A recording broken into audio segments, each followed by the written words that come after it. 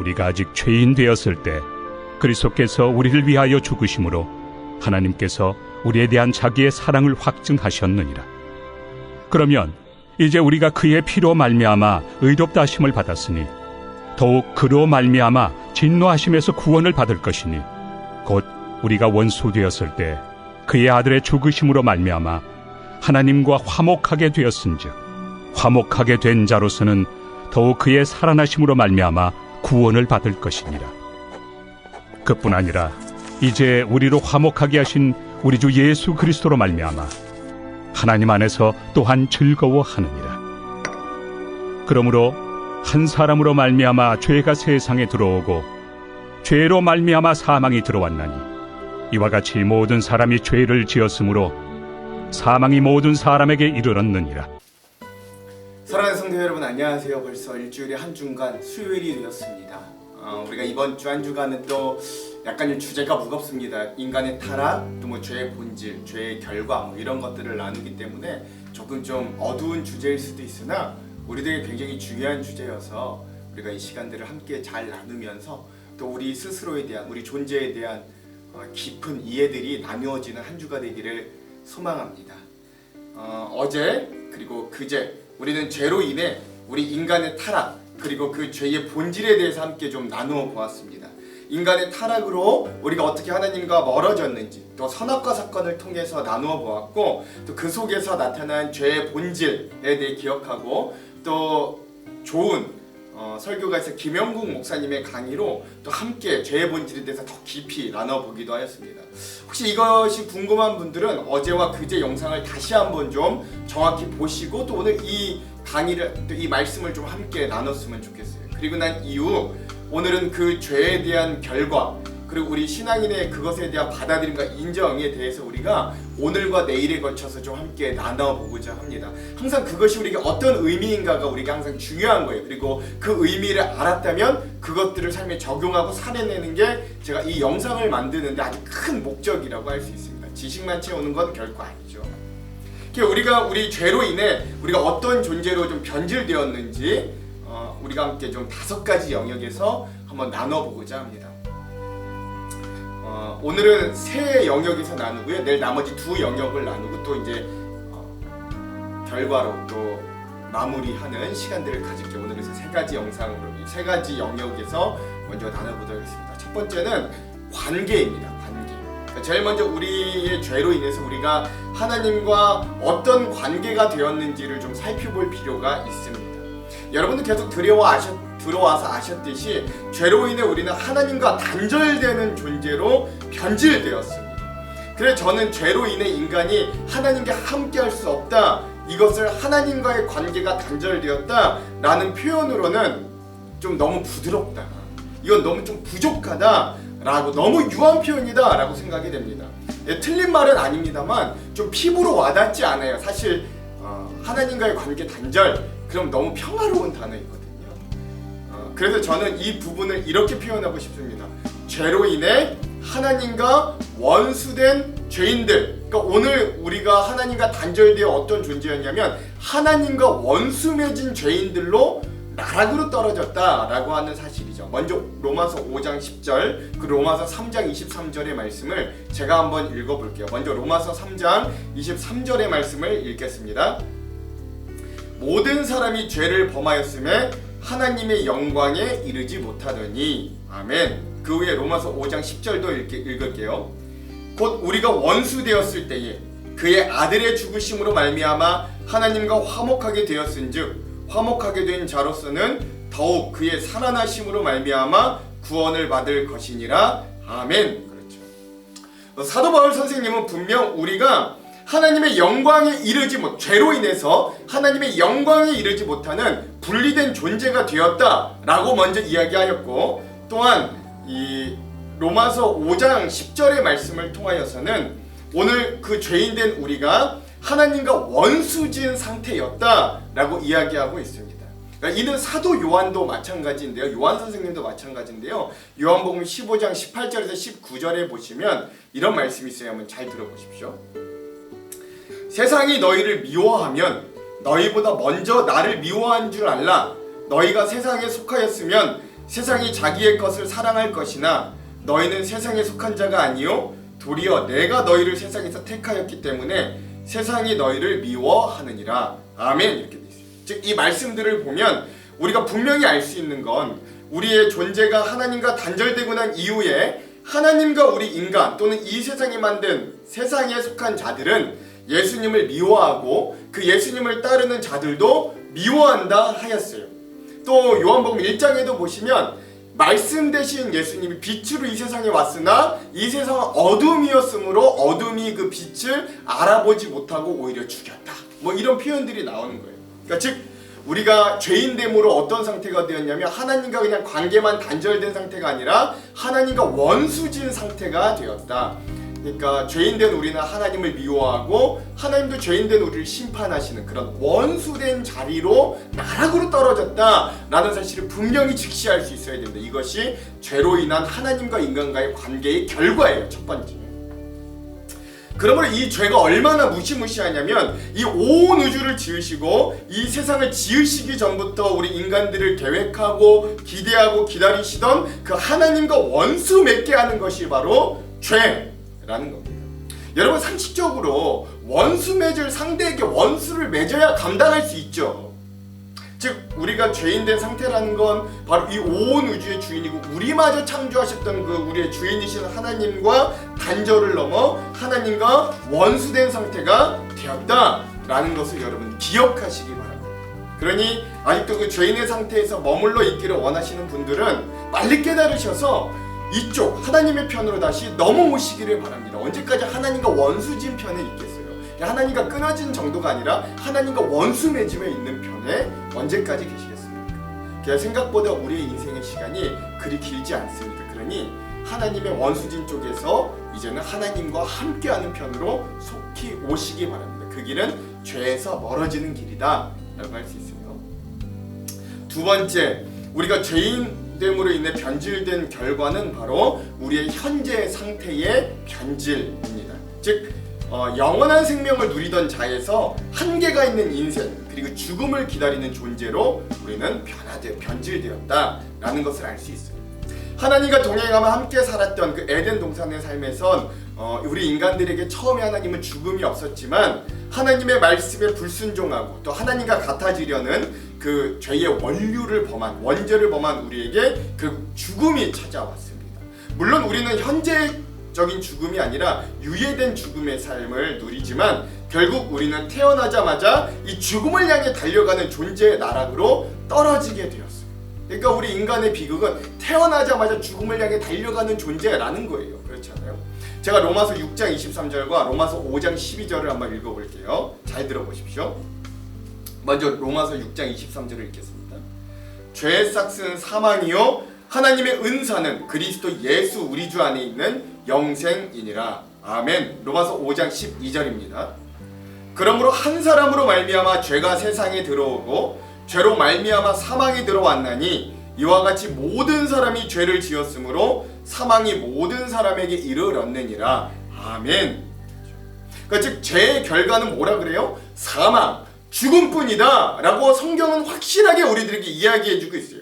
이 죄로 인해 내가 죽지 않아도 누군가의 생명값이 필요했기 때문에 구약시대의 예배와 제사는 나의 죄를 동물에게, 아무 죄가 없었던 그 동물에게 전가하여 그 생명값으로 나의 죄를 사함받는, 그러니까 대속받는 것이 구약시대의 제사이자 예배였음을 여러분 기억하시기 바랍니다. 그래 똑똑히 기억하십시오. 오늘 내가 무심코 짓는 죄의 대가를 하나님이 오늘도 분명히 보고 계시고 그것의 대가는 분명 생명이라는 사실입니다.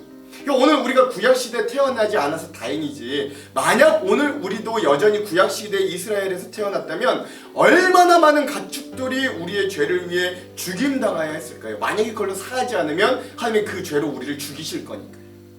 그러므로 우리가 하나님과 원수된 두 번째 결과는 바로 영원한 생명을 누리던 존재에서 한계가 있는 인생으로, 그리고 죽음을 향해 달려가는 존재로 변질되었다는 사실, 이것이 바로 죄로 인한 우리의 두 번째 변질된 우리의 존재의 모습이다. 기억하십시오.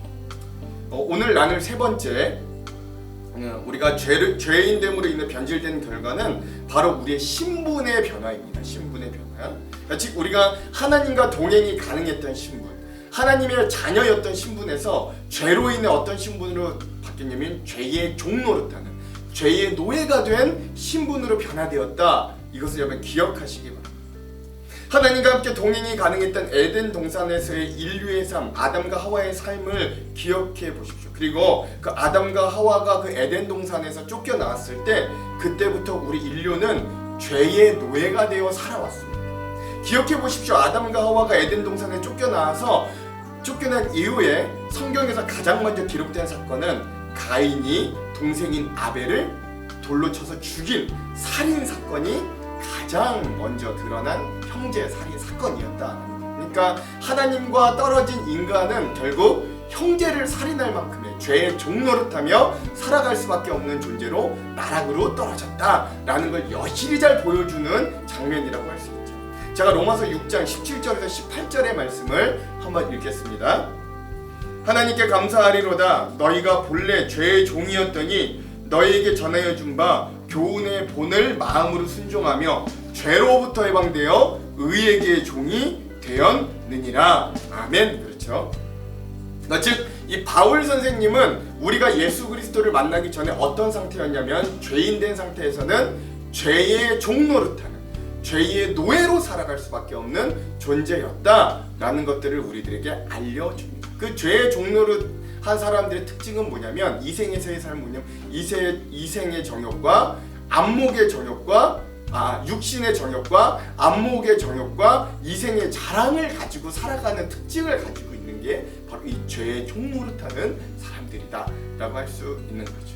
즉 우리가 죄를 범함으로 인해, 우리가 죄인됨으로 인해 우리의 신분이 하나님의 자녀에서 죄의 종노릇하는, 그러니까 하나님의 자녀, 하나님의 상속자의 자리에서 떨어져 죄의 종노릇하는 그런 모습의 신분으로 변화되었다라는 것을 기억하시기 바랍니다. 오늘은 여기까지 한 3가지 정도 나누고요. 내일 더 이 죄로 인한 결과에 남은 2 영역, 우리 그런 미래도 어떻게 변화되었고 또 우리의 죄로 인해 세상이 어떻게 변질되었는가를 내일 더 한번 깊이 나눠보도록 하겠습니다. 여러분 이번 주 내내 주제가 죄에 관련해서 좀 무겁지만 근데 여러분 이거 굉장히 중요한 주제들입니다. 우리가 받아들이고 꼭 인정해야 되는 부분들이기도 합니다. 현대교회의 이 죄에 대한 말씀이, 이 죄에 대한 심판이 제대로 전해지지 않고 너무 쉬운 용서, 너무나 값싼 은혜들이 우리에게 공유되었기 때문에 우리가 죄를 너무 쉽게 짓는 경향들이 너무나도 많이 있습니다. 이 한국교회가 이런 죄의 영역에 대해 너무 쉽게 넘어가고 받아들였기 때문에 지금의 현 상태가 되었다고 해도 과언이 아니에요. 그러니 오늘 우리가 이런 죄인된 우리를 인정하고 받아들이며 죄에 대하여 예민한 자들이 되기를 소망해 봅니다. 우리가 예수 그리스도를 믿고 의인이 되었다는 건 여러분 정말로 내가 의인처럼 살아서 의인이 된 것이 아니라 예전에는 내가 죄인을 향해 달려가는 죄인이었다면 이제는 우리가 의인을 향해 달려가는 죄인으로 변화되었다라는 것을 의미합니다. 그러니까 여전히 죄인이에요. 이러한 은혜를 진정 삶에서 깨닫고 죄에서 멀어지려고 애쓰는 저와 여러분, 우리의 삶이 되기를 주님의 이름으로 축원합니다. 기도하겠습니다. 하나님, 여전히 우리는 우리의 삶에서 죄인입니다.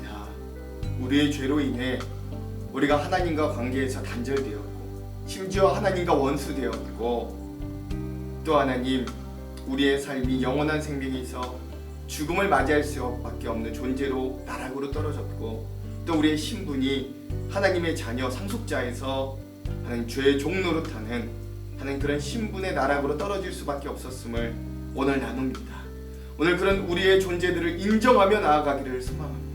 그러니 주님, 오늘도 우리가 여전히 죄에 대해 관대한 자들이 되지 않게 하시고 하나님 우리를 시험에서 말게 하시고 다만 악에서 구하도록 우리의 마음과 생각과 우리의 삶에 죄로부터 멀어지려고 애쓰는 발버둥과 애씀이 있도록 하나님 우리와 함께하여 주시옵소서. 오늘의 삶에도 그런 은혜, 죄로부터 멀어지려는 은혜가 있기를 간절히 소망합니다. 주여 우리와 함께하여 주시옵소서. 예수님 이름으로 기도합니다. 아멘. 오늘은 어노인팅 워십의 내가 예수를 못 박았습니다. 이 찬양을 함께 듣고 영상을 마무리하도록 하겠습니다. 그럼 사랑하는 성도 여러분, 오늘 하루도 이 죄의 유혹과 옛사람의 길에서 건승하십시오. 사랑하고 축복합니다.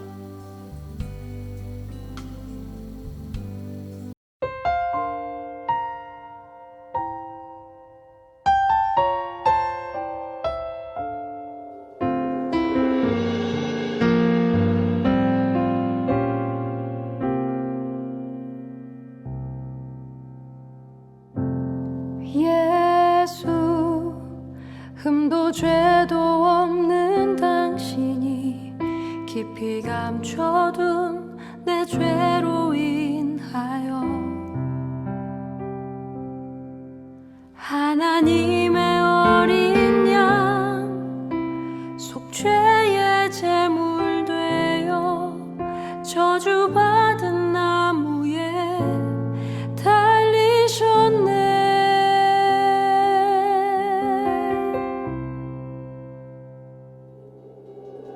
내가 예수를 당신을 부인했습니다. 내가 예수를 당신을 못 박았습니다. 당신이 행하신 일 모든 약속을 다 잊고 십자가에 예수를 매달았네. 내가 예수를 당신을 부인했습니다. 내가 예수를 당신을 못 박았습니다. 나의 모든 죄를 지고 아버지께 인도하시는 내가 예수를 못 박았습니다. 함께 고백합니다. 예수, 예수, 흠도 죄도 없는 당신이 깊이 감춰둔 내 죄로 인하여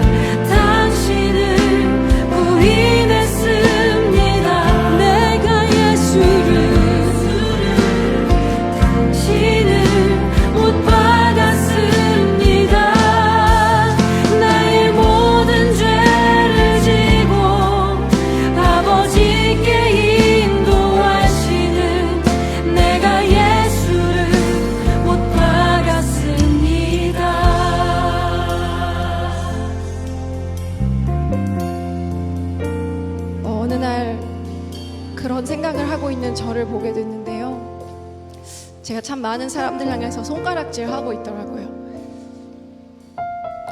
하나님, 제가 저 사람보단 낫죠. 하나님, 전 저런 건 하지 않으니까요. 하나님, 저 그래도 교회에서 살았잖아요. 그게 조금씩 쌓였는지 제가 어느 날 십자가를 보고 있는데 나는 예수님을 못 박지 않았어 라는 아주 이상한 당당함이 제 안에 들어와 있더라고요.